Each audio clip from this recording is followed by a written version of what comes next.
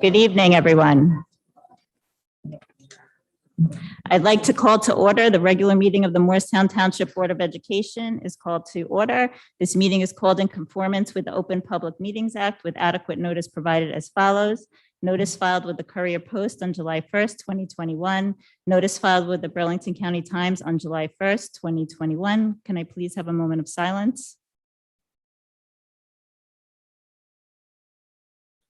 Please rise for the Pledge of Allegiance. I pledge allegiance to the flag of the United States of America and to the republic for which it stands, one nation, under God, indivisible, with liberty and justice for all.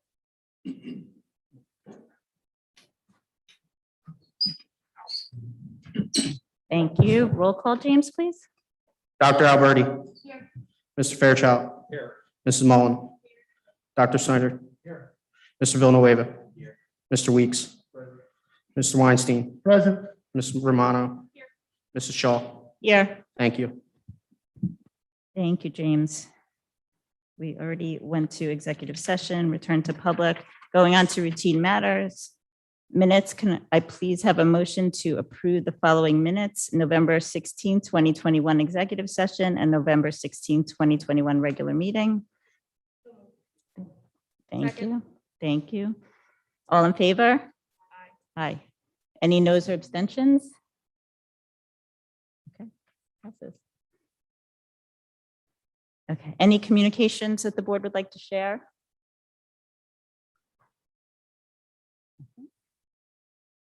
Okay. So good evening again, everyone. First off, I'd like to welcome Mr. Mike Volpe as the new superintendent of Morristown Township Public Schools.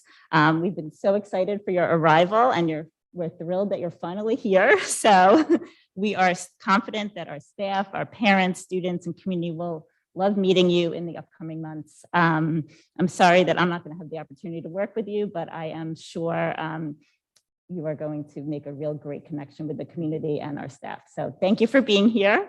I also see Dr. Fitz out there. So a thank you to Dr. Fitz for all that you've done for our district as well.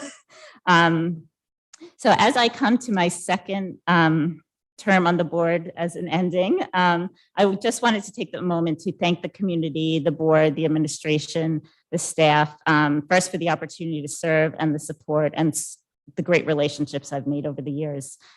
We have some of the best administrators, teachers, staff, parents, and most importantly, our students. We must continue to work together to ensure our district remains the best it can be and that we continue to provide top-notch education for our students that they deserve. We face huge challenges ahead and collaboration is the key to success in my mind. I've always made decisions based on what I thought was in the best interest of all of the students in the district. Keeping in mind there are many different types of students in our district. I always thought about what would keep them safe emotionally and physically, what would make our students reach their highest potential, and what would excite and interest them. One of the most important initiatives that I supported and championed was advancing our use of technology and integrating it into our classrooms in an efficient, productive, and innovative manner, which quickly was enabled during COVID. And I consider this experience with the technology a silver lining of the pandemic. And I hope it continues to expand. Don't get me wrong, I believe in-person learning and teacher-student face-to-face interactions are by far the most important way to learn. However, technology can expand on these learning experiences greatly.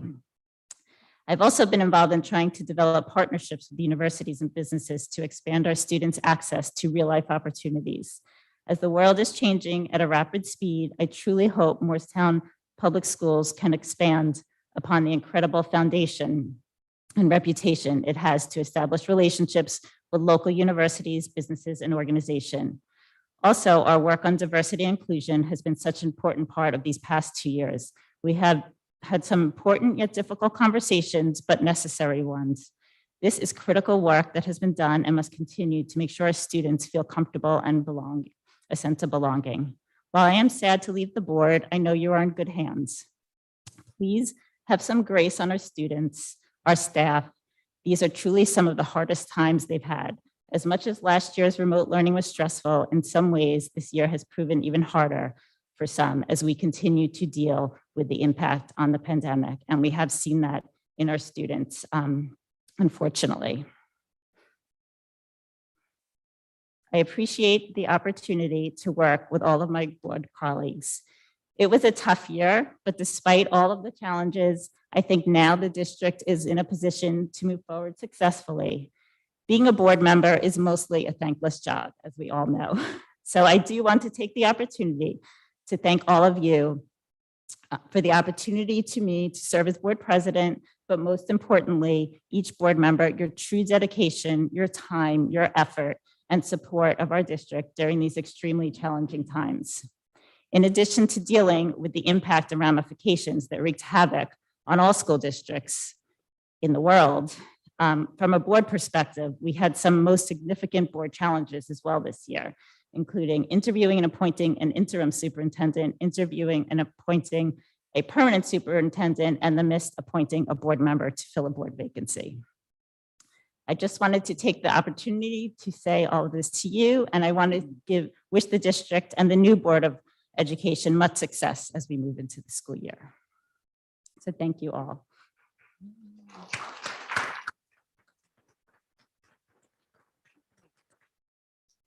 Thank you. We also have two other board members that are, and David Weinstein and Kathy Mullen will also be departing the board as well. I don't know if either of you have anything that you'd like to say or.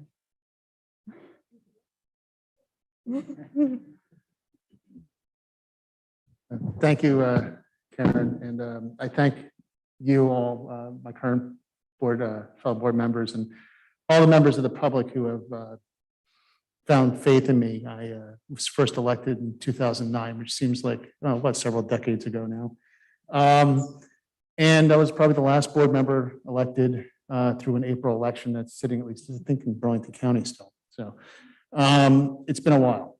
And I was mentored by one of the most terrific human beings, board member here by named Larry Friedman. And he taught me to always just do the right thing, follow your heart, and treat others as you want to be treated. And write people with a pen and paper when you have something to say, because it matters. I came into this board during a crisis, horrible economic crisis. I'm leaving this board during a public health crisis. And in between, there were many crises that occurred. But one thing that always was true is that the community felt strongly about the schools. And we have always done what we feel is right as a community for our students. I've negotiated contracts with our existing MEA leadership, our existing MAA leadership, and while we didn't always agree about what needed to be in the contracts, we always agreed about the purpose, which was to make sure that the district itself did the right things for the students fairly for both our existing staff and the community. And for that, I thank you for your time during your negotiations.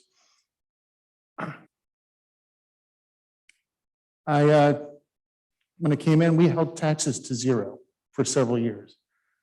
But then we spent the money over several years after because the world freed up. And I want you to always think that what we do today, we always do have a long goal. And that's to make sure that the students are educated to the best of our ability by the generosity of you letting us do it. I've been in the minority, I've been in the majority on many decisions, always following the same principles. I fought to avoid loss of programming for students over the years. We've lost a lot of programming over the years, folks. I didn't even want to take a list and I stopped because we can't afford to run the programs we once ran. And it's not because of anything other than we're limited by the state of New Jersey and how much money we're able to raise. You don't decide anymore. You don't have a voice in your local school district anymore. The state took that away from you. And as long as we stay within a budgetary cap, you never will have that voice again, except for by electing people up here. And for that, I'm very sorry. I've worked on the board with a lot of passionate people over the years. Don't always agree, but we always respected each other over the years. There was a lot of crises on the board over the years too. We had crises of ethics, faith. We had superintendents leaving left and right. We had stability for a long time. But one thing that held true the entire time is that the community still believed in the education process that we delivered and believed in our staff and this board to continue to provide that education. I have a lot of good memories of handing out diplomas to students over the years, and every decision was made with the exact same thought in mind, which was to make a decision that was in the best interest of our students and to try to build the Cadillac model for them, understanding that we might only be able to deliver a Chevy. But that's okay because we idealized the best we could do and then worked within the resources we had. And for that, I thank everybody in this town for the past 12 and a half years that I've been on board. Thank you.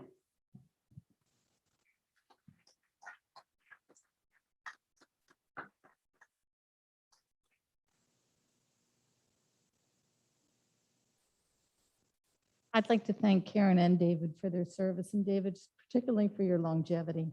That's so valuable to the community to have someone who served on the board as diligently as you have for all these years. So thank you very much. And Karen, thank you for your leadership. I just want to thank the board for appointing me, giving me the honor and privilege, and appointing me to the board twice. It's really been a pleasure to work over these last 2 years with you. And I just am so proud to be able to serve in this capacity. We were talking on the way over from the executive session. It's such a healthy thing to see so many members of the community both applying for appointments and running for election. It's a really healthy aspect of having so many people involved in what's happening in the school district. So I thank the community for everything that you're doing to support the work of the board and the work of the district in general. Thanks.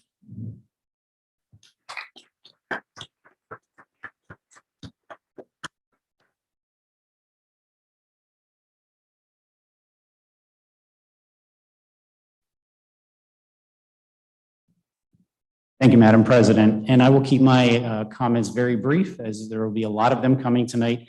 I just want to say how thrilled I am to be the superintendent of the Morristown Township Public Schools. I travel about an hour each day, and it is not hard to do. This town, there's no town like Morristown. This town is a lot like the town that I chose to live in, and I see some of the same values here. During my transition, I really want to thank Ms. Shaw, who was integral in communicating with me on a daily basis, needs of the community, as well as the needs of the board. I want to thank the legend that you had sitting in the office. Dr. Fitz is a true legend in the state of New Jersey, and he did right by you. A lot of times interims just sit in a chair. He did the work on behalf of your students. I want to thank my entire administrative team, my cabinet, as well as all administrators who over the past 2 weeks I had half-hour one-on-ones with, getting to know them. And my next level of work here is getting to know you, the community, the faculty and staff, as well as the students.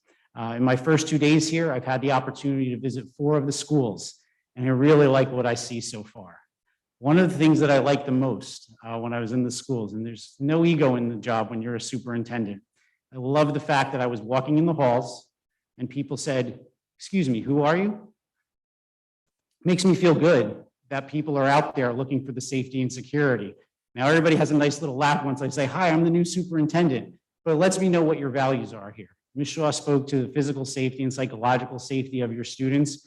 It is clear that that is also important and paramount to your faculty and staff. So without any further ado, I would just like to say thank you for having faith in me, and I look forward to getting to know each and every one of you. And students, faculty, and staff, please don't be surprised when I come around to your schools. Thank you.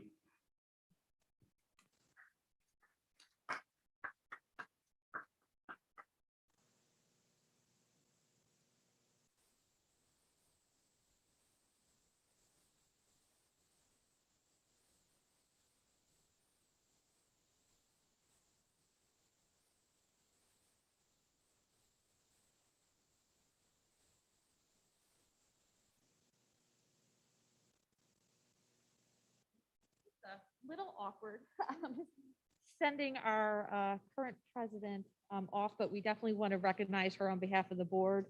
Karen, your passion and dedication to our district is really unparalleled. Your time on the board has been so appreciated by all of us, and we really appreciate the leadership that you've given over this last difficult year. I admire your leadership style as you have really exuded the true example of grace under fire as president during a very challenging year. You will be missed, but I know you will still remain very active with MEF and other home and school and other roles within our district. So we really appreciate that. So on behalf of the board, would like to present you with the plaque and of course the wonderful pen. I'll hold on to it while your hands are full, but you will be missed. But thank you so much for all of your service. Thank you so much. David and Kathy, if you want. David and Kathy, we have some plaques for you as well.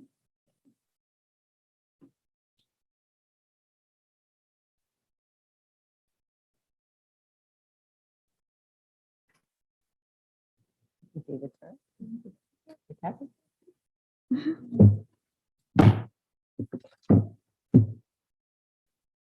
So Kathy, you have been such a pleasure to work with. We are so grateful to you for stepping back onto the board at this difficult time. Your objective views, your balanced ways, your kindness means so much to all of us. We greatly appreciate your time, your commitment. It's been a pleasure working with you, and we wish you all the best.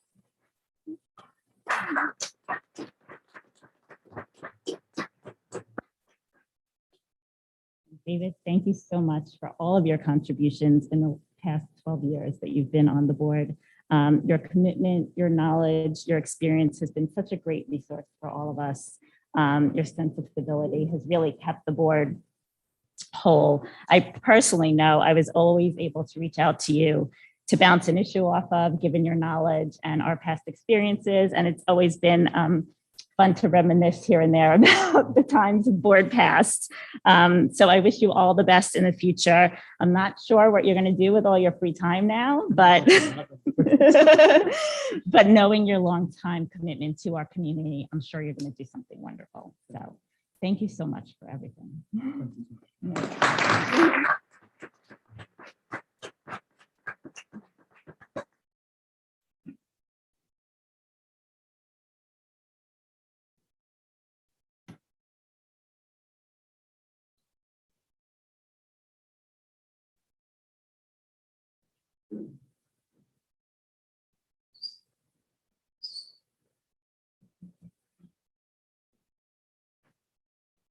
Thank you so much, everyone. So I think we are ready for our State of the District presentation. Dr. Benton. And while he's pulling that up, good evening. Our presentation tonight is to share with you where we are as a district in terms of our students learning thus far into the 2021-2022 school year. We've all lived through the learning disruptions of the past almost 2 years. And so I think it's an important as well as appropriate time to look at where our students are and highlight their progress, as well as the learning supports that we are providing as we continue with our transition back into full day in-person learning. Before we begin, the curriculum committee did ask as part of my first presentation that I spend a little quick moment to share a little bit about myself as the new director of curriculum instruction. I began in the district back in July and had the opportunity to work with many of the staff and administration during the summer programs at UES, which also gave me the opportunity to meet and greet many of the elementary and middle school students that participated in that program, as well as some of our high school students who volunteered. This is overall my 17th year in education. I began as a high school science teacher for all 9 years, and then transitioned into administration as a math and science supervisor, high school assistant principal, and director of counseling and assessment before coming here to Morristown as the director of curriculum instruction. My passion has always been about how to facilitate and support high quality and engaging instruction for all of our students. And the pandemic has presented us all, both as parents and educators, with a unique challenge to provide this instruction and see the growth and development of our students. So in my short time here working with our administration, our teachers, and visiting classroom and buildings, I believe we responded well to this challenge, and will continue to monitor and respond as needed to meet the needs of our students. Within the curriculum and instruction team, I work closely with our content supervisors to facilitate the delivery of curriculum, and I encourage you to reach out to them with any of your questions regarding our curriculum, in addition to their teachers and principals. This year, we were excited to return to full-day in-person learning after a year of hybrid learning. Staff began the year working with students to establish community and learning expectations for the classroom. And this included our youngest students and those students making big transitions, such as those moving into a new school or those who were fully remote last year. Because state testing was canceled for the last 2 spring administrations, all districts were required to administer a one-time Start Strong assessment this fall to satisfy our federal requirement to administer these tests in ELA, Math, Science for this year. These tests were not meant to replace the summative New Jersey student learning assessments, as well as the district level assessments that we typically use to understand the learning progress of our students over the course of the year. This spring, we do anticipate that we will return to an administration of the NJSLA in grades 3 through 9, as well as a new graduation requirement for our 11th graders, the New Jersey Graduation Proficiency Exam. And a letter was sent home out to the high school students regarding that new assessment. We'll continue to communicate any additional information that we see. In addition to that, there are still going to be 3 pathways to graduation for our students. For the class of 2022, they will continue to be able to use the New Jersey Student Learning Assessment, as well as in the second pathway, any of the alternative assessments that you see here, and a third pathway that is a portfolio appeal. For the class of 2023 through 2025, which is our current freshmen through 11th graders, the first pathway will now be a passing score on the new New Jersey GPA assessment to be taken in 11th grade. And this test will assess content from Algebra 1, Geometry, and English 10 coursework.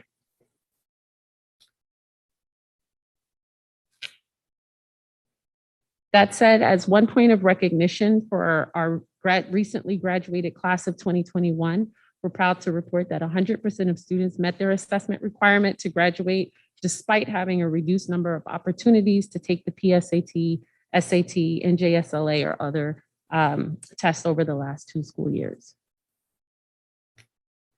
As stated earlier, the district relies on district level assessments to measure ongoing growth and to identify student learning needs that then guide our instruction.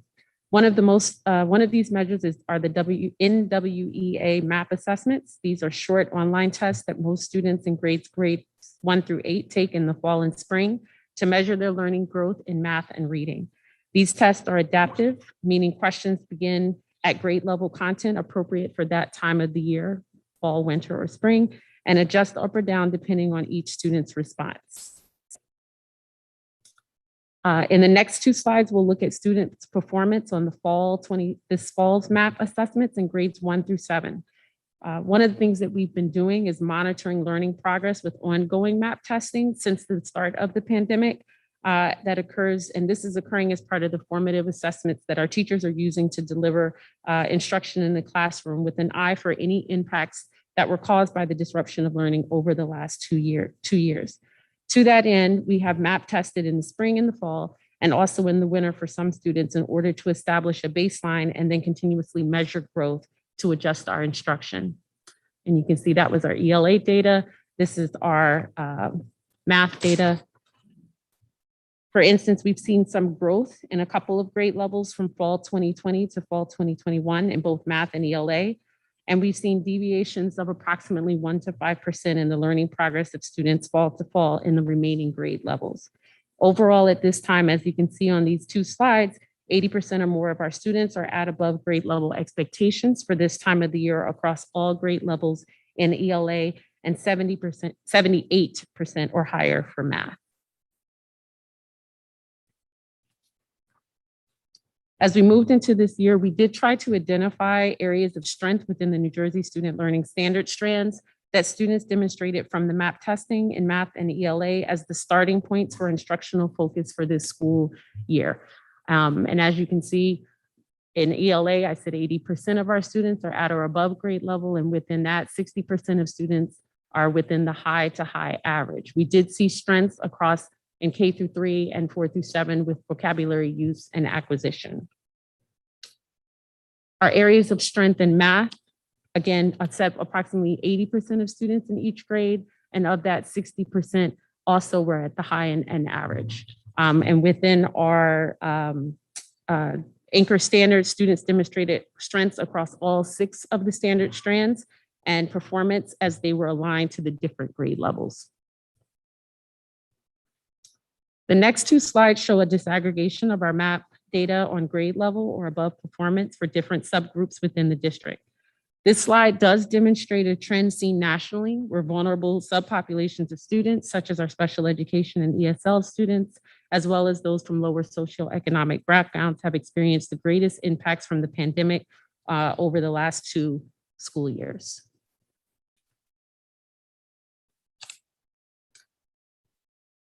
And then, moving forward, however, what we want to try to do is to adjust our instruction to make sure that we are providing support for students who are not meeting grade level expectations.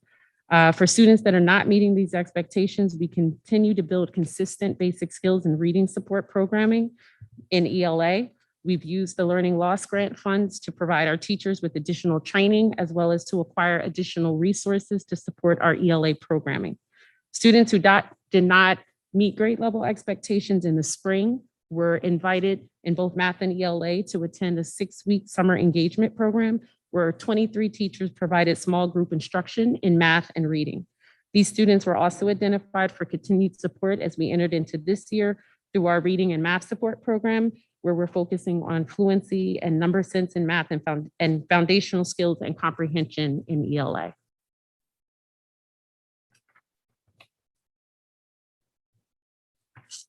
Moving forward to address the needs of students, we are going to be looking to focus on ELA and K through 5. We're currently in the adoption phase for a new ELA curriculum for next year that will increase rigor with new programming and resources, as well as building an embedded professional development for our teachers to support this instruction. In grades 6 through 8, the focus is on developing methods such as notice and note signposts that support student ability to conduct literary analysis across a wide range and types of genre of literature and informational text, which is an important college and career readiness skill as they enter into the high school grades. In math, we continue to place a strong emphasis on engaging students in mathematical practices, including reasoning and modeling, with more and more complex content as they progress K through 12 within our math curriculum. While assessment data to measure learning growth over the course of the year is an important way to identify needs and adjust instruction, we're also looking this year at many other measures used to determine each child's need in a holistic way that considers the whole child. And some of the things that we're looking at, we're monitoring marking period grades, classroom engagement, informative assessments that teachers are giving on a daily basis, attendance, counselor and case management referrals, as well as parent and teacher communication. In science, we were not able to give the state assessments in science. However, we have adjusted our curriculum to meet the new next gen science standards in all grades. And we do anticipate that this spring, along with math and ELA, we will be testing in grades 5, 8, and 11 in science. And the district has adapted all of our assessments in those grades, in all grades, excuse me, in order to prepare students for those tests. In grades 1 through 5, we continue to develop hands-on learning opportunities for science lessons and creating meaningful connections between our science, ELA, math, and I apologize, but social studies should also be on there. In grades 6 through 12, we have a continued focus on finding engaging phenomena that leverage students' use of science and the engineering practices.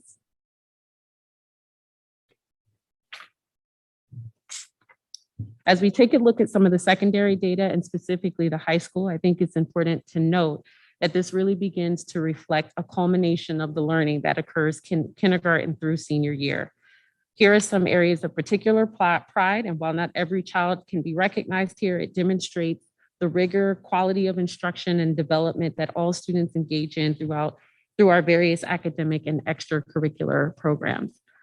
This information is from the school year 2020-2021, which we know was a challenging year. But despite that challenge, our students have still excelled in a number of areas. And I think that's something that we should be proud of and celebrate. When we looked at our PSAT data for our juniors and sophomores, you can see that we are still well above the state and national averages. When we look at our SAT data, the 2021 SAT performance results show that students continue to show consistently high performance compared to their national peers. And it is important to note that there were less opportunities for students to sit for the SAT after December of 2019. And currently the College Board has resumed its normal administration schedule starting this year, for this year. Some of our students also participate in the ACT. And again, as you can see, if we look at our composite, the state did not compile state level data, but when we look at the composite scores, again, our students perform well above the national average. Our latest AP scores from last year do show a dip in the percentage of students scoring a 3 or higher. However, it's important to note that the College Board provided an all digital exam format instead of a paper and pencil based, and reduced the amount of content that was assessed due to the school closures in the 2019-2020 year. Last year, they did return to a full exam that covered the entire content of those courses and assessed students across all of the expectations in each course. But the test was also provided in both the digital and paper-based format. So our AP teachers are using last year's data as a baseline as they prepare our students to return to the normal AP administration. If we look at some of our post-secondary data, post-high school planning is a deeply personal process for our students and families, and I think that became a much more challenging decision-making process for students over the last 2 years, not really knowing what the college experience would be like, what the job scene would look like, and the post-high school. And so we've tried to support our students in that. In a college-going culture here in Morristown, it is our philosophy to work with students to find institutions that are a best fit based on individual needs, preferences, and career aspirations. That's aspirations. That said, we, over 90% of our students, 89% of our students are moving on to 2-year and 4-year institutions. And more importantly, when we look at college persistence in year 2, we find that 95% of our students are remaining in college programs beyond the 2-year mark. And that is compared to a national average compiled by the National Student Clearinghouse that tracks that trend, a 7-year trend of students who remain in college for 2 years. The national average is 80%. This is just a sampling of the different college acceptances for our seniors for last year. Our students are accepted to a wide variety of colleges. And last year, for our visual and performing arts, while we did have a challenging program, I will say, in terms of how we were able to do our different visual and performing arts. This year, we're excited that we've been planning for a near normal schedule of performances and artwork showcases. And again, these are some of the, despite the challenges last year, our students were recognized for their work. And these are some of the nominations and awards that they received.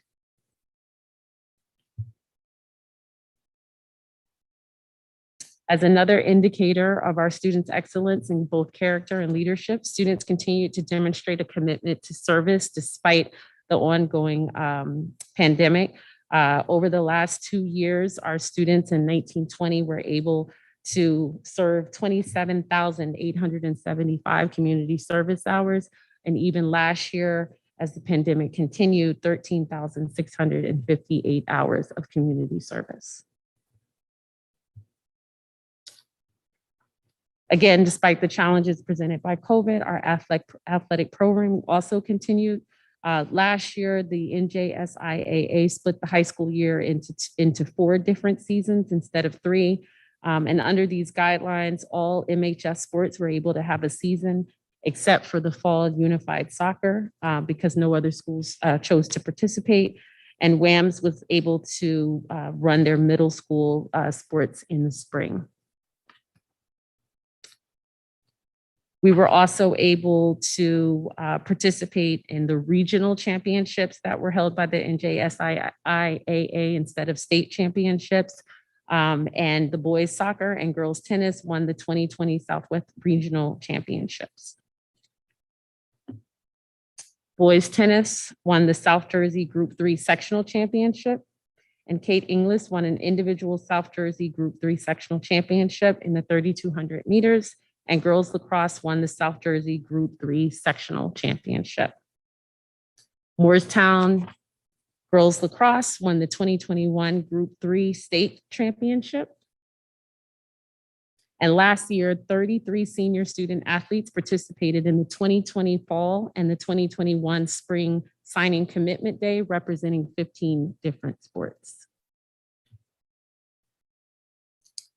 Additionally, in our unified sports program, WAMS was able to add unified bowling last year, and the high school unified track 4x100 and 4x400 were state champion teams were state champions. Our student athlete representatives included Maria Heffernan, who won the 2020-2021 NJSIAA Scholar Athlete Award for Morristown High School. And finally, over the last 2 years, the district has responded to an increased need to integrate social emotional learning and a focus on student wellness at every grade level. The chart here lists some of the highlighted SEL engagement opportunities for students that occur as part of student schedule and activities, as well as assemblies and resources available to students within the school.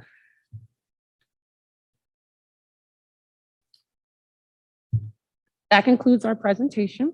While this one presentation cannot capture all of the experiences of school life over the last 2 years for our students, staff, and parents, I do want to thank our staff and administration for their dedication and diligence and just generally going above and beyond for our students.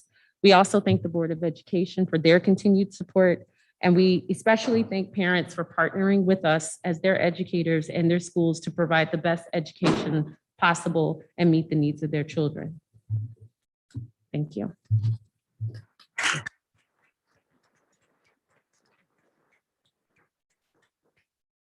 Thank you so much, Dr. Benton, for pulling that together and for all of your support and all of the administration as well. I know that's a team effort, so thank you so much.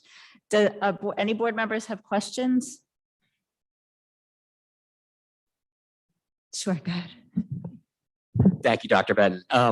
I have just a couple of questions on the MAP statistics, and you may not know the answer to it. It might be a MAP organization question, but I'll ask anyway in case you know.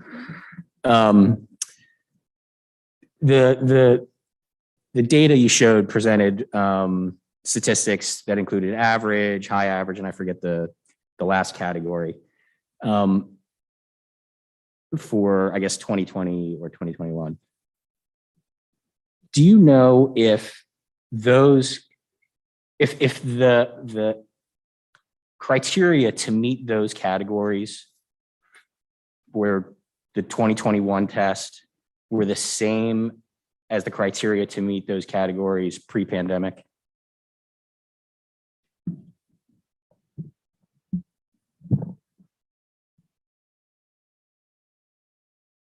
Sorry, I don't think I've ever used it. Yes, so we were in 2019 is when WEA changed their norms. So prior to that, you cannot like compare directly to, you know, the scores, the RIT scores is what we use, but those percentages are able to be compared. So we were able to look at where students were in the fall of 2021, which is now 2020 and 2019. And so we were able to see, and as I reported, we saw no more than a 5% decrease over the last 2 years, which I think in light of everything that has happened, shows the amount of work and effort that went into making sure that our hybrid instructional program was high quality and that we were serving the needs of students as best that we could during that time. Great, thank you. That was my only question. Yes, we did see 2 grades with an increase. Any other questions from board members? I just have a comment. Just want to reiterate appreciation for the amount of work that went into that. And, you know, every time we, as a board committee, curriculum committee, look at that, it's like, oh, it's such a long presentation. But that's really the heart of why we're all here. And so I appreciate the time that you took to go through all of that. And, you know, just to remind everybody, you know, this is a long game that we're in here. I think we've seen tremendous things. I particularly appreciated looking beyond test scores. I think it is, you know, sobering when we look at the disaggregated data. You know, we talked about in curriculum committee how many times those categories overrepresent because you count the same students twice. You know, I want to remind us that we've all made a commitment to continue to look at that data and not just look at it. That's the easy part, although that's hard, but to actually continue to measure ourselves, not against just what the best kids do, but what the kids who are struggling in our school district do. And I appreciate you highlighting that information for us. Thanks, Sandra. Great point. Any other questions? I guess not. So, Mr. Giacenzo, I think you're up. The SSDS presentation and the Hivs self-assessment presentation.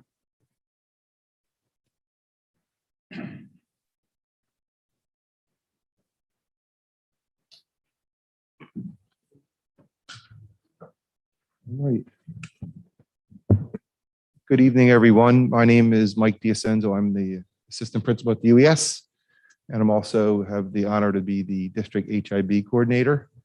It was nice, Mr. Volpe, meeting you. And one of the things I found about our new superintendent, that he also has a history of being an anti-bullying coordinator in his district. So thank you for that. And I'll be leaning on you for some more advice. Tonight is a public report to address both the SSDS system, which is school safety data, and also each school's individual HI-based school self-assessments. They consider that determining grades. Are we on? Are we on? Are we on?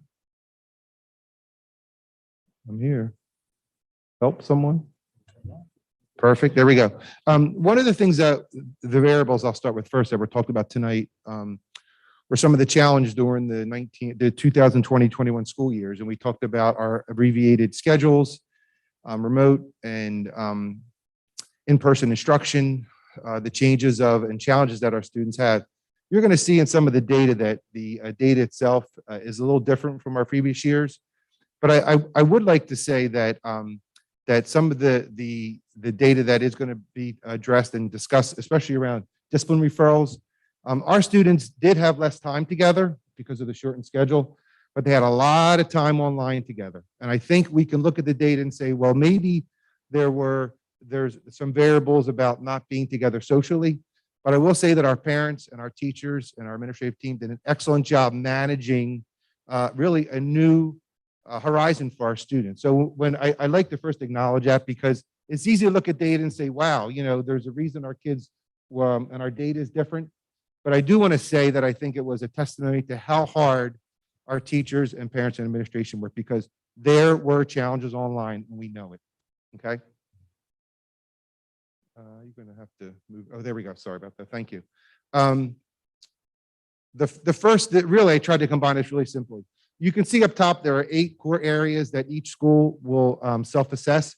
The self-assessment goes through a combination of discussions with our SEL committees, our school climate committees, and also our administration teachers. Off the top, you can see how they self-assess for programs and approaches, training, staff instruction, curriculum around HIB personnel, school reporting, investigative procedures, and HIB reporting. The most that each school can obtain is a score of 78. The average during the 2021 school year across schools was 71. And you could see each of the schools listed and then their total score. In parentheses, there is a score from actually the previous year. So we certainly want to track our data and from a school perspective, look at when we look at our self-assessment, look at the areas of strength, but also as a district, as a board, and as a school, really look at those areas that we can improve on. And looking at scores of 74 on average and some other scores, again, they're school-based assessments, so it's up to each school to continue to assess that. I know that the state makes it very, very difficult, and we'll continue to do our best to get that perfect score of 78, and that's a challenge that we're up for. But I think overall, it gives really good discussion points for our board and also our school committees. When we talk about SSDS, there are 7 areas that the state likes to look at, and you can see them that are highlighted. They look at reportable weapons offense, substance abuse, violence and vandalism, HIB trainings and programs, and then other incidents leading to removal, HIB total alleged, and HIB confirmed. The data that actually Dr. Benton talked about, and she really highlighted well, the school programs that really impact in a positive way climate. And I'll always say this when I'm up here, the best way to impact data when it comes to discipline is always address school climate. And that's something that this board's been committed to since I've been president, and especially over the last 3 to 5 years. You can see total incidents. They are down. So when you look at total incidents reported for the district, we had a total of 5. The state asked you to look at, and this is critical, they asked you to look at other incidents that lead to students being removed from instruction. So there were a total of 11. That means anytime a student is placed in school suspension, out of school suspension, there are variables that we have to report. Violence, and when you look at the UES, I can say as a UES assistant principal, any type of conflict that leads to a potential fight, that's noted and that has to be reported. Again, those numbers compared to previous years are down. And then 1 substance abuse referral at the high school. Total referrals for HIBs, again, we're down as we compare the last 3 to 5 years, and it was 4 alleged and 1 confirmed. This was actually highlighted by Dr. Benton, but I will say one of the things that we do well and we're continuing to commit on is how we look at SEL and how we look at school improvement and climate. You can see that, and I believe, Karen, you talked about this over the last few years, the commitment to looking at our committees, exploring race and racism, all the cross-age instruction and PD development that our staff are involved in. The lower left quadrant I identified and have some of those for you, that there were workshops that our staff turnkeyed for our staff. Up top, there were some highlights of keynote speakers from Dr. Fallon, George Scott, who did a great job talking about mental health and some of the variables to support our students. And also Sherry Love, who's one of the key administrators for the Crisis Management Institute, did a great job in leading some of our discussions. And at the bottom, our schools every day, our counselors, our staff are committed to SEL and that's social emotional. And they do that through direct connection to instruction, morning meeting, 1 book, 1 school, truth talks. Our high school students were involved in many, many initiatives. So again, thank you to our staff and our students on our board for continuing those initiatives because they are critical. I know that was quick, but I wanted to give you the quick overview. Any questions, thoughts, feelings? All right. Thank you very much. I appreciate it. Thank you so much, Mike. We appreciate it. Thanks for all your diligent work on this. I know you make it look easy, but I know that it is not. And I think, like you had said, the commitment to changing school climate has really made a difference. So thank you to that too. Next presentation. This is second to last. We are going to do an update on the ad hoc committee on exploring race and racism in Morristown, Dr. Benton and Dr. Alberti.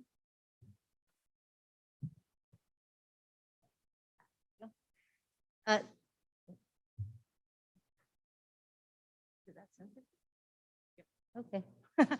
Good evening, everyone. We wanted to take some time to share with the community and share with the board members where we are with the ad hoc committee exploring race and racism, kind of give a little bit of history lesson, partly for Mr. Volpe's benefit as well as for the community, and kind of give you some direction of where we plan to go going forward. Dr. Benton wasn't here when we started this. Mr. Volpe wasn't here, so we thought that this was a good place to set a flag and talk about where we are going forward. So a little bit of history. In the fall of 2020, we created stakeholder groups to identify areas that we should focus on in demonstrating our commitment to diversity, equity, and inclusion. One way of looking at it, as you see the names of the committee, really what we were focused on is exploring race and racism in Morristown. And as Karen alluded to, resulted in a lot of very interesting and difficult conversations, but we had incredible engagement. We ended up forming subcommittees, and I was exceptionally proud and happy that for each of these subcommittees, again, during the pandemic, in the evening, when lots of folks were Zoom exhausted, we had board members, we had teachers, we had students, we had administrators, parents, and members of the community on every one. And I know folks have continued to express interest in keeping the conversation going and keeping the work going in all of these subgroups. As we looked at the work ahead, we had 2 community engagement meetings last year where members of the community shared their perspectives. We heard from parents, we heard from students, their exact experiences they've had, shared their feelings, shared the things that they celebrate, as well as the things that have caused challenge. And the focus of those 2 meetings that I continue to emphasize in all of our work, and as you know, we have our student representatives here included, is on the power of voice and why we need to keep talking about this, and not just amongst ourselves, but engaged with students, engaged with teachers, engaged with administrators, and members of the community. And so as we met throughout the year during these 2 community engagement meetings, which was ultimately actually facilitated by students by the spring, we continued to share the progress of the discussions that we were having at the subcommittee meetings. And so this list of 5 topics are what the focus was for each of the subcommittees. So we had one subcommittee focused on cultural representation in our curriculum. We had one subcommittee that was focused on creating safe places for students to share their concerns. A subcommittee focused on hiring and retaining diverse faculty and staff. A subcommittee on improving academic achievement trends. And then finally, a subcommittee on the fair treatment of all students and what that might look like in discipline and HIB policies going forward. And by the end of the year, each of these subcommittees was tasked with creating what we were then calling an action plan, knowing that we were going to have a significant turnover in upper levels of administration. We didn't feel that it was in the best interest of the work itself to have a plan already baked and deliver to a new leadership team, but that our goal instead was to get lots of input, lots of voice, and create something that we could eventually build on. And so each of these plans spoke to a vision of success in each of those 5 areas. What would it look like if we were actually doing well? Second, what might some possible sources of data be? What might we see, hear, feel if we walked into classrooms and schools and those things were going well? What could be some potential action steps that we could take in the near term, including some learning steps that might need to be taken? And then finally, and most importantly and ongoing, how can we continue to share this with the community? And so each of these subcommittee areas describe their intention, what it would look like to share this with the community. And so in the fall of this year, Karen, Lauren, myself, Carol Butler, Karen Benton, and Dr. Fitz had conversations about where we should go, knowing that Mr. Volpe was coming. And so we've taken several meetings this fall to look across all of these action plans to come up with some priority areas. And so Dr. Benton's going to share those. It was working so well. It was working well. There you go. All right. So as we said, we looked across all the action plans, and really what we were looking for were themes that would emerge, topics, ideas, trends that would emerge repeatedly throughout the different subcommittee action plans. And from that, we identified 3 connected priorities that would need to be addressed in order to kind of establish this expanded vision of success for all students. So the first priority was to focus on elevating a diverse array of student voice and choice across all areas of school experience, both in and out of the classroom, in student leadership, as part of preparing every student to be a world-class learner, which is tied to our strategic plan, and be prepared for college and career, which is really our focus, right, in our K through 12 education. Oh no. Can you bring it back up for me? Thank you.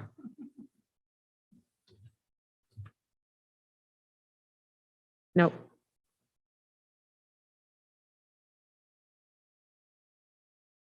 Yes, there, okay. The second priority that emerged was creating a sense of belonging for all students, especially as we discuss race and racism, Black and Brown students, where diverse experiences and perspectives are not only recognized, but valued and seen as assets that enrich the entire school community and the education of all students. And the third priority that we identified was really about deepening and broadening our understanding of diversity and equity. An understanding of diversity that is inclusive across all types of difference, and sees this difference, as I said before, as an attribute to our school culture and our school community, and that understanding that the work of equity is a responsibility to create not just safe, but also engaging learning environments where all students have full access to what Morristown schools offer. And that those perspectives and experiences of all are represented and recognized with the same value. And so from those 3 priority areas that we've identified, we obviously are going to share that with the incoming superintendent, Mr. Volpe, continue and celebrate the work that's already in progress within our district, which includes a district within our district professional development plan. We are including discussion at all levels with our faculty, our staff, our administration on culturally responsive practices. We're working to institute now the new K through 12 standards around diverse groups and diverse representations, as well as increasing our efforts to recruit and retain diverse staff. From these priorities, we are moving into an area of new strategic planning, which will be in Mr. Volpe's hands, and we hope that that will include an equity plan, as well as continue the conversation with the community, with regular communication on the progress and the continued engagement with the community.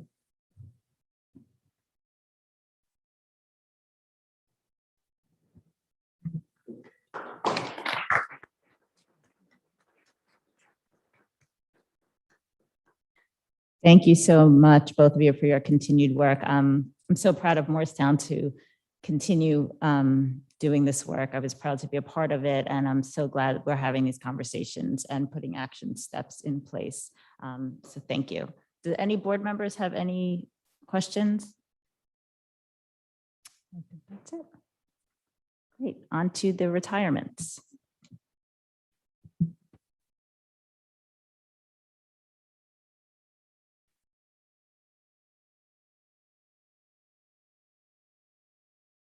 I don't believe that any of our retirees are here, but in case somebody came in after confirming they weren't going to be here, please come up here so you can be recognized by everyone. Jane Hessian.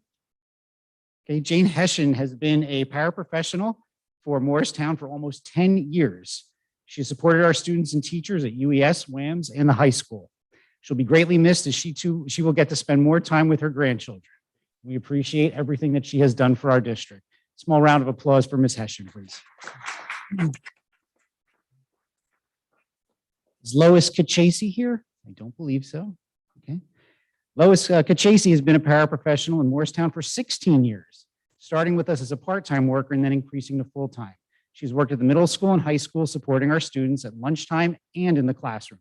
She'll be greatly missed as she spends time also with her grandchildren. A little round of applause for Ms. Kachase.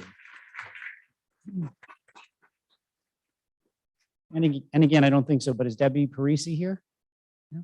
Okay. Debbie Parisi has just celebrated her 25th year in Morristown as a speech and language teacher at UES. She has worked tirelessly to support her students and as a contributor overall in the building. She is best known for coming to work each day with a positive attitude. She will be missed by her colleagues and students, and we wish her all the best in her next phase in life. A little round of applause for her as well. Congratulations to all our retirees.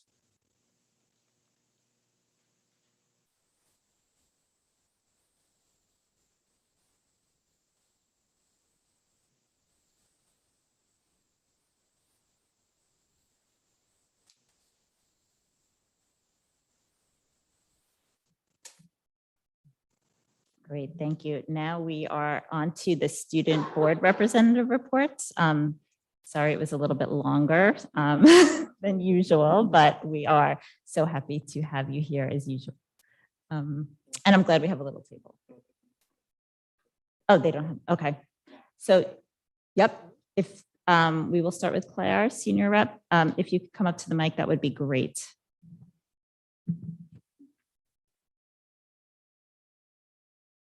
Alrighty. Good evening, everybody. My name is Claire Huron, and I am the senior class liaison.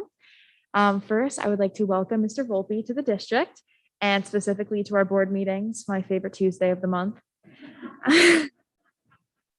I'm looking forward to meeting you at our student council luncheon on January 28th.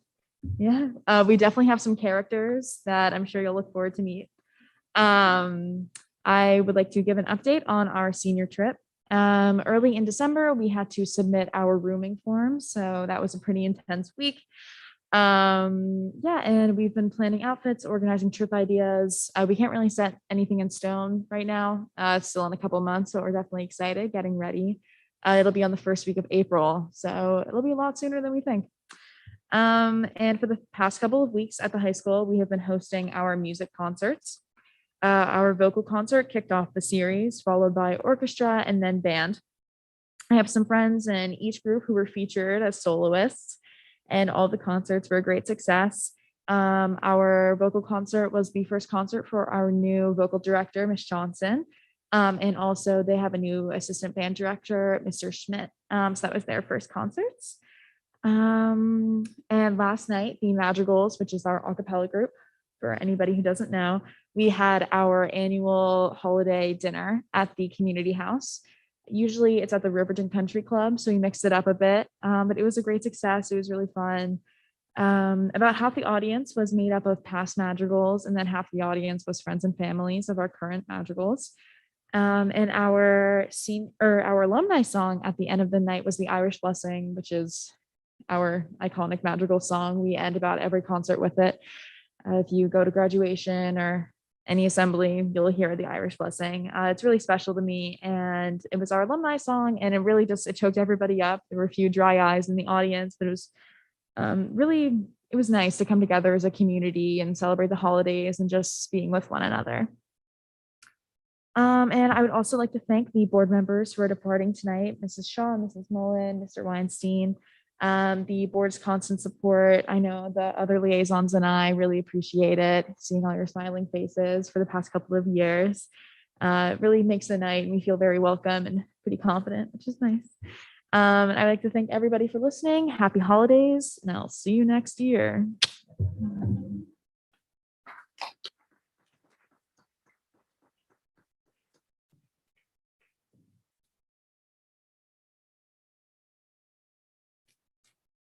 Good evening. I'm Peyton Emmel. I'm the junior liaison. I'd like to welcome Mr. Volpe. I look forward to meeting with you throughout the school year. So I'm going to touch base on two events that are upcoming. So first is the Martin Luther King Jr. Assembly. So annually, Student Council hosts a Martin Luther King Jr. Assembly. So we've been splitting into groups to prepare different aspects of the assembly. So this is going to be a multimedia presentation with videos, a guest speaker, images, and music from the band and the Madrigals. So we're going to start with a brief history of Martin Luther King Jr., his life, his achievements, and why he's a legacy. And then students are going to discuss why they believe celebrating MLK Jr. is important and why it's necessary to carry on his legacy. And then the second thing that is upcoming is we're doing a prom dress drive. Shout out to Maya Patel. It was her idea.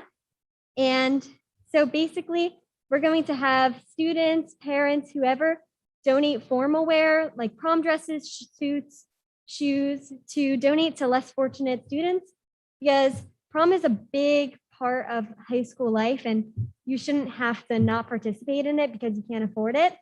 So we'd like to do an event here at the high school, but also we are going to start a chapter at the school with Becca's Closet. And yeah, those are the two events that are going to happen at the high school. Thank you.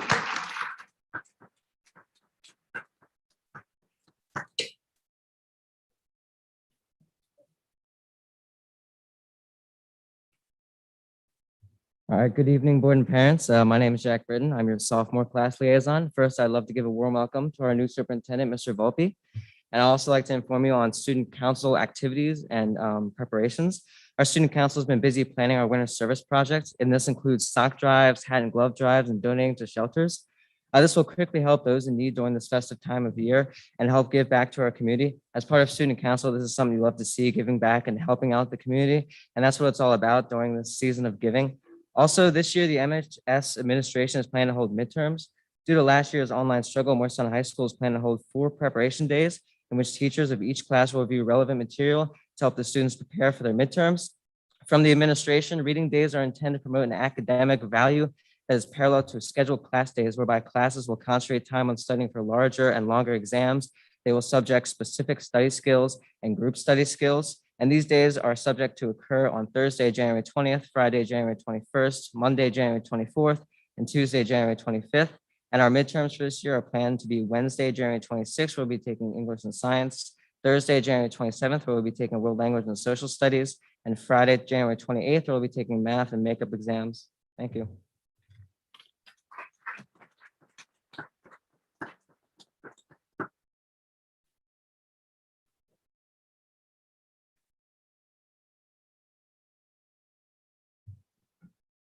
Hi, everyone.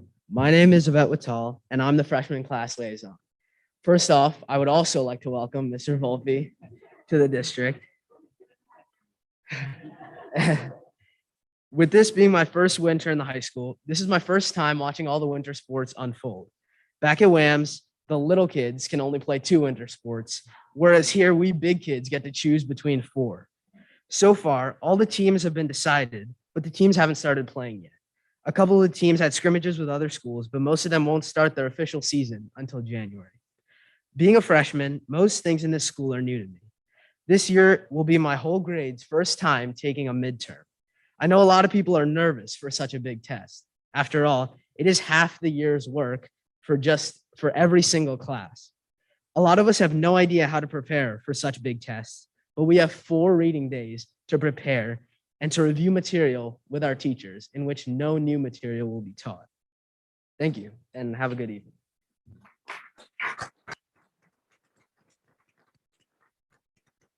Thank you so much to all of you. As I've always said, having the students speak is my favorite part of the meeting. I really appreciate having you here. I know it takes a lot of extra time and on Tuesday night.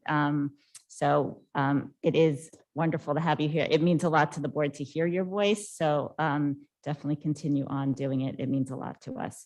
So thank you. And you are, if you wish to leave, I know you probably have other things to do, then you could probably, it's fine if you want to leave. And I just wanted to wish you all very happy holidays. Try to rest, recharge, enjoy. I know you probably need it. You're welcome.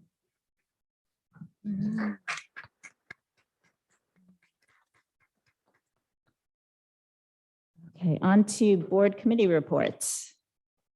Start with Mark for curriculum.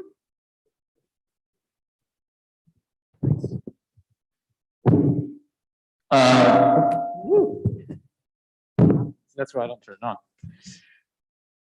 So the curriculum, oh my goodness. The curriculum committee met on the 18th. It was Karen Benton, Sandra Verdi, McWeeks, Lauren Romano, myself, Dr. Fitz, Patty Rowe, Jack Burnell, and Julie Colby. So the first thing was discussed was the UES Challenge Community Involvement Program. So the 6th grade challenge is creating murals at the 4 elementary schools. The 6th grade challenge students have grouped themselves by their sending school and are each responsible for sort of conceptually creating and then ultimately creating it'll be a mural on fence posts. It'll be completed in the spring of 2022. Again, they created videos to sort of talk about the context, the concepts they were coming up with, and they seem really excited. Grades 4 and 5 are also engaging in this discourse, trying to, doing different video projects to sort of create a better sense of student voice and how to explore their place in the community and how to create change. We discussed very cursorily the fall map data that we saw presented earlier, as well as what the NJ Start Strong data might look like and how that might be used in the context of not knowing in November exactly what the metrics were going to be for this new test. The last thing we talked about was there's an Instructional Technology Leadership Committee that is looking at all the different programs and applications that were used in the past 18 months and trying to inventory and create a context for which ones should be kept and which ones shouldn't, based on sort of ones that might do more than one thing, cost, availability, utility, all that kind of stuff. And they're also then looking at reviewing the digital textbooks that might exist based on things like length of license, cost, the pros and cons of the physical books versus the digital book. And that's it. We met again last week, only discussing the Start Strong that we just saw presented, no new information beyond that.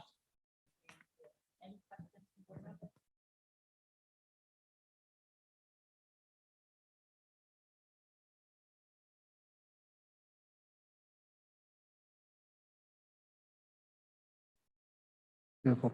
Got my meeting minutes here. FNO met on the 13th of this month.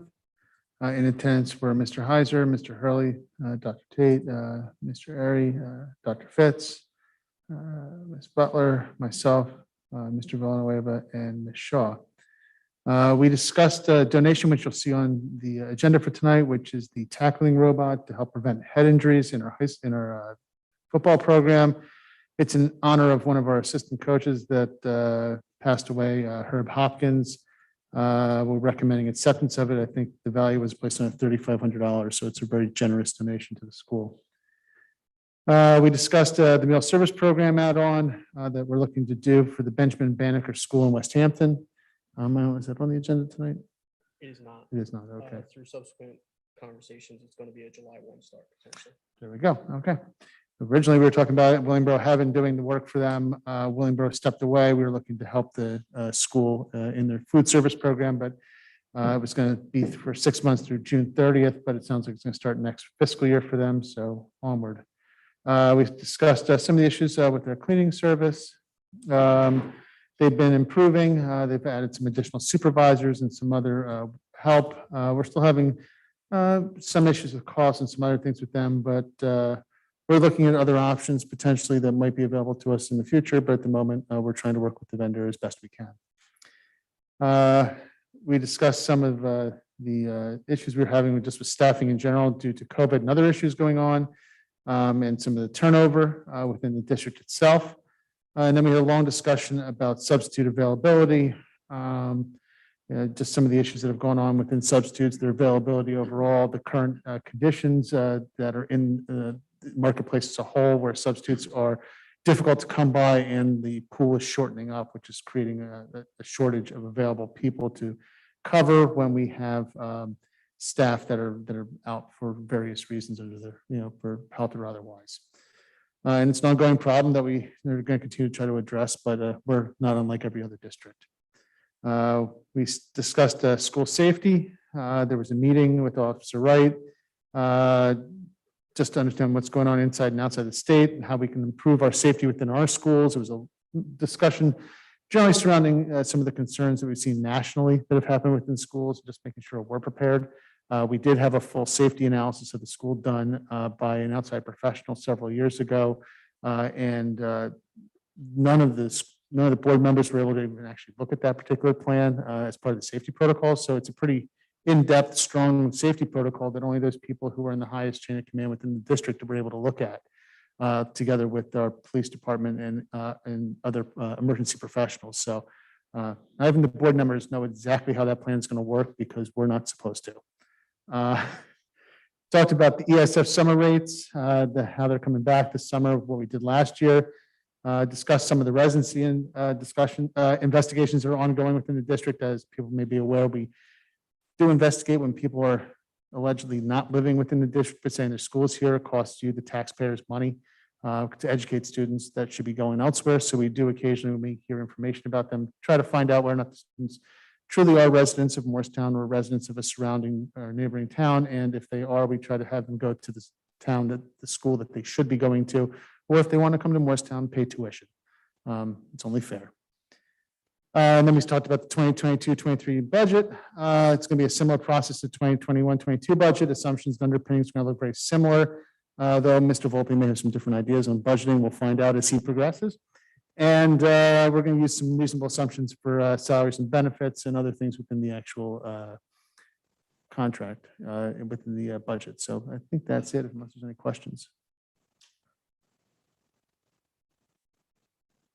Oh, did I miss you? And as my parting gift to Mick, I told him he wasn't there. So that's, there you go. It was birthday. your birthday. By the way, everybody wish Mr. Weeks a happy birthday. A Yes. little belated. He turned 50. Yeah, milestone. So.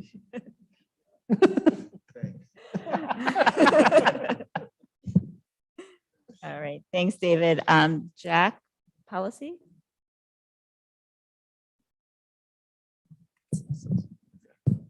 Okay, policy met on December 6th. In attendance was Lauren Romano, Kathy Mullen, sorry for spelling your name wrong in the minutes there. Kathy Mullen, Mark Wnwea, myself, Dr. Benton, Carol Butler, Dr. Fitz, and Scott Tennant, who represents our general insurer. Most of the meeting was spent discussing policy 9190, community organizations and clubs. We had a pretty significant discussion with our insurer about some of his concerns with how we are with our agreements with those organizations. So we're looking to better formalize the agreements with the organizations. We're going to have some written agreements with them, and we're going to try and detail the onboarding and offboarding procedure with them because we don't really currently have one. Policies on tonight for first reading. The first 4 policies all have to do with federal awards and federal grants. Those are on there for changes of contractual languages, terms, and law and citation updates. The 5th policy on there for first reading is policy 8600, student transportation, which renews courtesy busing and is a cleanup. On second reading, there are 1 policy and 1 regulation for sexual harassment of students. This was a language change to clarify that the policy and the regulation is only applicable to students and that other adults are captured in other policies. That concludes my report. Any questions? Jack, communications did not meet this month, so there's no report. Sandra, I'm assuming your ad hoc report was the presentation? Okay, sounds good. One thing that I didn't say at the end is that it's called the ad hoc committee because our intention, once we go through the development of an equity plan, is that it won't be a standalone committee, but instead, when we have F&O, we'll think about equity in that context. When we have our curriculum committee, we'll think about equity in that context, and it will be blended in as part of our regular business, not always something. Great, thanks for the clarification. Does any board member have any off-board committee reports? I guess not. Sorry, I'll just mention, for More Arts, just one thing to share. Their 2022 gala will take place on Saturday, January 29th at the Community House. Tickets available now.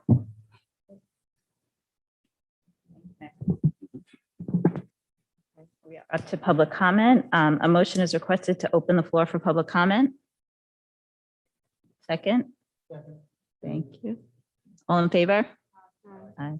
This is public comment on agenda items only. Please come up to the mic, please state your name and address. You'll have 3 minutes to speak. As you know, this isn't necessarily a question and answer period, and it's always best to follow up with an email. Please don't address board members individually. Please be respectful when making public comment. I don't get a podium. I think, Oh. no, the mic's there. Yep. Hi. I always said I hate people that talk on their iPhones, but I'm just up here. I want to thank the board members that are leaving. Thank you, Ms. Mullen and Dave. I don't remember you ever not being on the board. Cindy, can you just My give whole time. name and address? Sorry, What was that? your name and address. Oh, I'm first. sorry. Thank you. Cindy Snyder, 180 Ramblewood Road. I'm here to just say a few words about Karen. I won't be more than 3 minutes. From the minute Karen moved to Morristown, she just hit the ground running. I won't be able to finish and say everything that she's done in 3 minutes. I'll just start with home and school. She started at, she moved here 10 or 11 years ago. She started on home and school from the UES chair to district community service chair to vice president and trustee.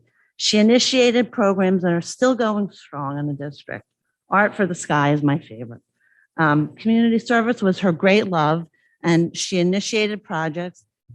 That's a trend here, initiated projects. But then she saw a great need. The district was running out of money, my words, not probably entirely true. But before she was on the board, she brought the words to this community, revenue generation to us. She created a fun run and a school supply fundraiser, which raised close to $15,000. This was before she was even on the board. But it wasn't enough. So she had a mission. She joined the Board of Ed.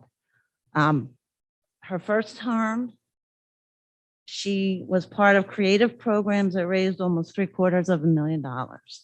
Karen doesn't toot her horn. That's why I'm up here giving it like this quick bio. Every minute Karen was on the board, Morristown was lucky. She had no other agenda than the support and welfare of every child. She never wavered. As Lauren said, Karen is a complete model for grace under fire. Most people have no understanding of all the time and commitment the board takes. Of course, all of you do. Karen was the worker behind the scenes. She was on many committees within the board, and she attended every meeting, all the meetings. 2 superintendent searches, teacher negotiations, and a pandemic. I'm not up here to reiterate how hard the job is. I guess I'm just up here to say how commitment, behind the scenes effectiveness, hard work, and heart is Karen Shaw. That was her tenure on the board. I know how much she cared. Everyone knows her kindness is only surpassed by her ability to put her emotions aside and make rational decisions. She made a favorable impression on administration and staff that she worked with. You see the joy, and it's contagious. I know I speak for many in this community when I say thank you. You're going to be missed.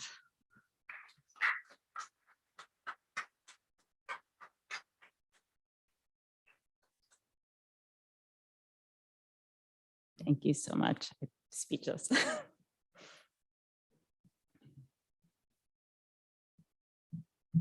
Hi, good evening, Sarah Rivera. Everyone knows me. I'm sorry I missed the November meeting, which this probably would have been slightly more timely, but it was brought up during the safety report. So I just kind of wanted to touch base on it. Back on October 28th, we received an email signed by MTPS administration, which was kind of odd because up till then, all of the emails that we had received were signed by Dr. Fitz specifically, that seemed to want to clarify events that occurred that day. The email stated that a lockdown drill did occur, but that a drug bust did not take place. It also casually mentioned that medical events after the lockdown were managed by the school nurse. As you're aware, the rumors went wild and the students were fairly adamant that something related to drug use and/or possession of drugs on campus occurred that day. That left a lot of parents, especially those who don't have kids at the high school, in a state of confusion because we didn't have firsthand knowledge of the incident.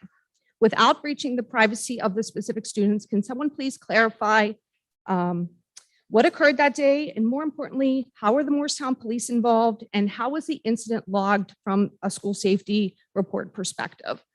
I don't know if anyone's here to report on that.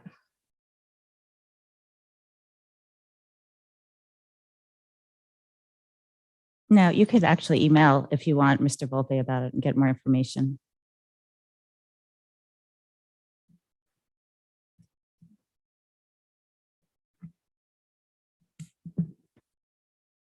Hi, Elizabeth Pollard, 64 Brooks Road. Thank you to Karen and Dave and Kathy for all of your service. It's really appreciated, and welcome to Dr. Volpe. I just have 3 quick comments, not COVID related. Shocking. So one of them is that I just wanted to know if it's possible, I know you can answer, but for my son gets chocolate milk every day at school. And I'm wondering if he can just get the chocolate milk and not throw away the pear and the juice. They have to take 3 items apparently. I know it sounds silly, but I think it's a little wasteful. So just consider allowing them just to take the milk. Might seem minor, but another possibility is I'm wondering if it's if you would consider opening up the MLK Junior Assembly to families in like a Zoom format. It sounds like a fabulous assembly, and I'm just wondering if that would be something you would consider doing. And then also thanks to Mr. Seibel and the high school teachers and administration for implementing reading days for midterms. I think that's going to be a huge help to the kids, and I hope that it continues for finals. So thank you.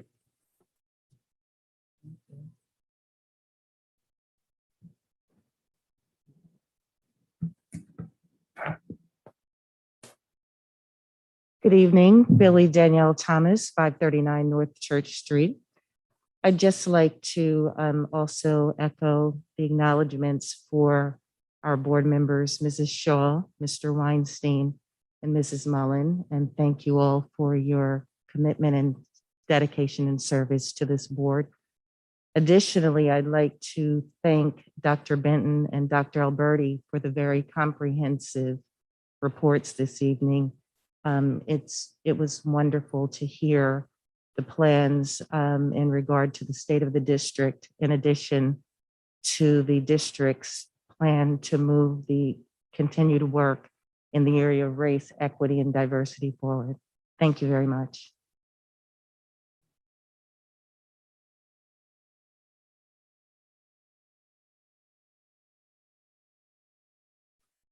Hi, Karen Vidal, 441 Oldershaw Avenue. I actually, since it was brought up in the meeting tonight, would like to echo the school safety sentiments. I actually spoke in front of the board in 2019 with my Sandy Hook Promise t-shirt, hoping for the board and the administration to embrace the Sandy Hook Promise, say something for our middle and our teens. I can say that I am happy that you did adopt a lot of the things. And while I understand what Mr. Weinstein said, that it can't always be public knowledge, I do think the public doesn't have an understanding of what goes on. And when you had, I love you guys, I love that you did adopt the same wording and formatting, because we know that concise and clear wording matters. So I work in a school, so I know what it means if I'm going to shelter in place. To a parent, that panics them. They have no idea what that means. So to further on, and like I said, the pandemic happened, I understand thing happens. But in the future, I think for parents to really understand why you can't give them an entire safety plan, definitions can be told. So you can tell somebody what examples of shelter in place, what an example of an active shooter drill is. Some other things you can let them know that won't jeopardize school safety, but will give parents some sort of ease and sense of, I don't even know what to say, because there's no sense of normalcy in any of this, but I guess understanding. So thank you for that consideration. I'm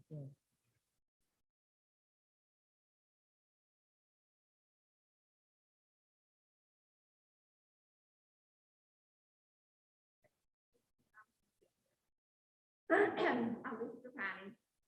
Heather Trevon. Okay. First, we'd like to thank Kathy for her service to this district 2 times. We have always appreciated your balanced approach, your knowledge, and your support for the district. So, you have us know how much you appreciate your time.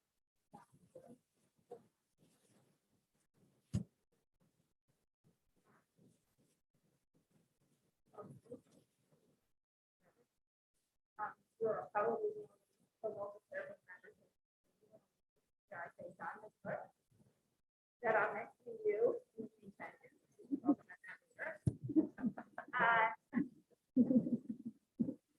have been a stalwart supporter of Morristown and staff, and for that we are very grateful. You want to the history that you have in the district as a student, a parent, and a board. We sincerely hope that you will continue to be and we would like to recognize the service of Karen Shaw on the board to the community. She has served at 2 different times. We appreciate all of the time that she has devoted to the district on many levels, several committees, and a leadership role as president and vice president of the board. I would like to share something that I found called 7 rules of life that I believe epitomizes how she carries herself during her term as president and vice president. The first one is smile.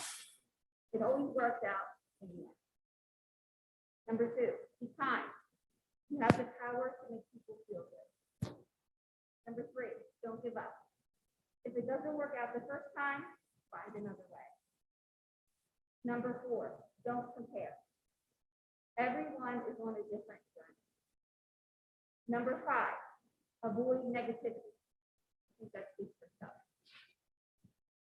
Number 6, make peace with your past. Focus on being present and creating a better future. And number 7, take care of your body and mind. One struggles to survive without the other. And we hope that that's exactly what you do. Thank you so much. That means so much to me.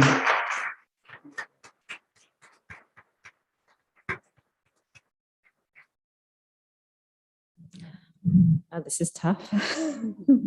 Thank you. I really appreciate all the comments and remarks, and I am going to miss it. So, but I'm sure I'll be back in other ways. So if I don't see anyone else, I'd like to have a motion to end public comment. Thank you. Second.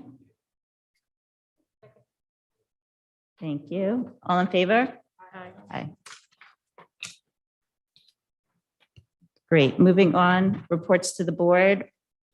A, the business administrator, board secretary, financial reports of the board secretary, cafeteria report, treasurer's report, approval of budget transfers, approval of bills. Can I please have a motion to approve items 1 through 4? So moved. Actually, 1 through 5. 1 through 5. Second? Great. Any questions, comments? Nope. All in favor? Aye. Any noes, abstentions? Thank you. Moving on to recommendations of the superintendent. A, the Hivs self-assessment. I please have a motion to approve the Hivs self-assessment. Thank you. Second. Thank you. Any questions, comments? Oh, thank you, Mr. D, for presenting on that. All in favor?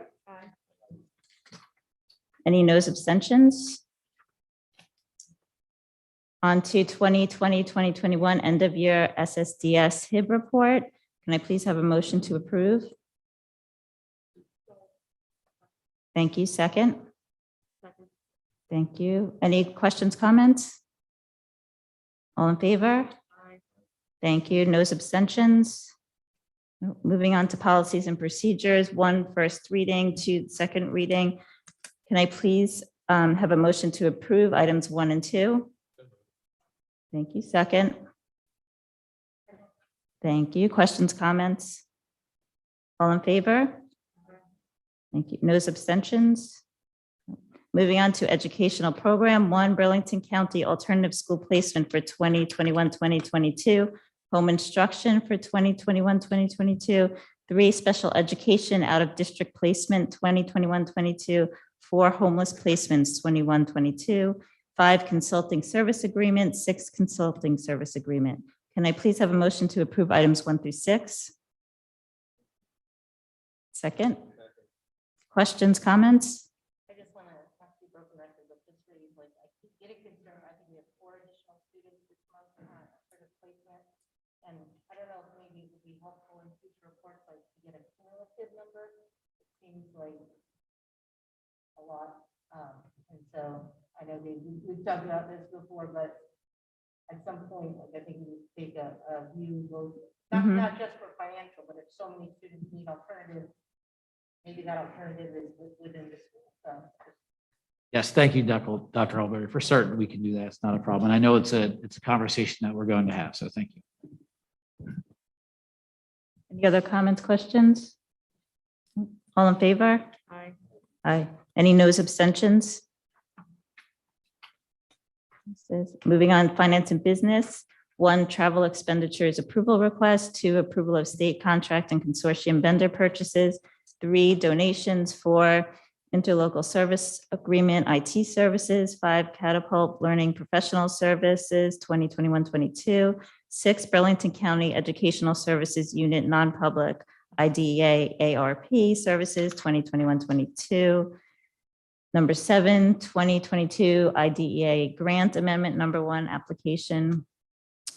8, 2022 ESSA consolidated grant amendment. 9, high school and middle school athletic schedules, winter 2021.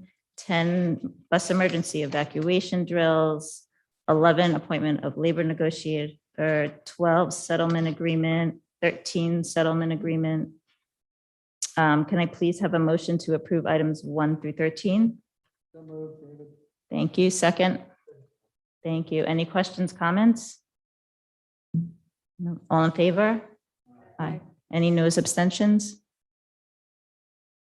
Great. Moving on to employee relations. Number 1, appointments. Number 2, change of position hours. Number 3, salary adjustment. 4, leaves of absence. 5, resignation. 6, retirement. 7, curriculum. 8, substitutes. 9, athletics, co-curricular clubs. 10, student teacher practicum student. 11, extension of contracts. And number 12, I'm adding the appointment that we had talked about in executive session. So can I please have a motion to approve items 1 through 12? Thank you. Any questions, comments? No. I think we need a roll call, James. Correct. Second, to just get to my page here. Dr. Alberti. Yes. Mr. Fairchild. Yes. Mrs. Mullen. Dr. Snyder. Yes. Mr. Villanueva. Yes. Mr. Weeks. Mr. Weinstein. Yes. Ms. Romano. Yes. Mrs. Shaw.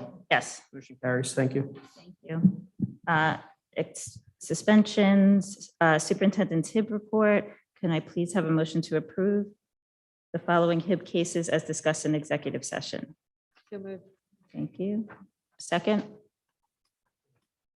Thank you. Any questions, comments? All in favor? Aye. Any noes, abstentions? Moving on, informational only, enrollment information. Any old business the board has? Any new business the board has? I guess not. Moving on to public comment again. A motion is requested to open the floor for public comment. Thank you. Second. Thank you. All in favor? Aye. Again, if anyone has would like the opportunity to speak, please go to the mic, state your name and address. You have 3 minutes to speak. Okay, I guess not. A motion is requested to close the floor for public comment. Second. All in favor? Aye. Moving on to adjournment. Can I please have a motion to adjourn? You had to do that one, right? We knew it. Do you want a second or two? We need a second. Thank you. Well, everyone enjoy the holidays. Everyone needs some time to recharge, relax, enjoy time with your family, some downtime, maybe away from your phones and electronics. Enjoy. And I have to do that. All in